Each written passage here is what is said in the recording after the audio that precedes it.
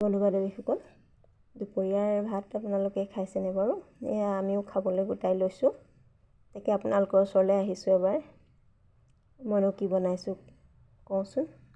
দাইল বনাইছোঁ, আলু পিটিকা, বিলাহীৰ মিঠা চাটনি, নেমু জলকীয়া আৰু আজি পচলা বনাইছোঁ দেই, কল পচলা।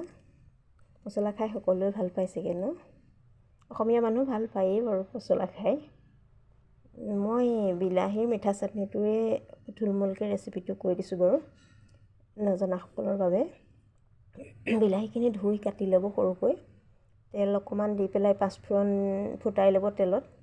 তাত শুকান জলকীয়া এটা বা দুটা দি বিলাহীখিনি ঢালি দিব। বিলাহীখিনি অলপ আধা ভজা হোৱাৰ পিছত গুড় বা চেনি এড কৰি দিব তাত।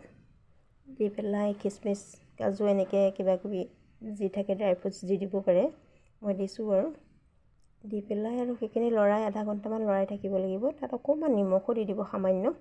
যেতিয়া ডাঠ হ'ব আন্দাজ কৰিব পাৰিব আপোনালোকে, তেতিয়া নমাই থ'ব।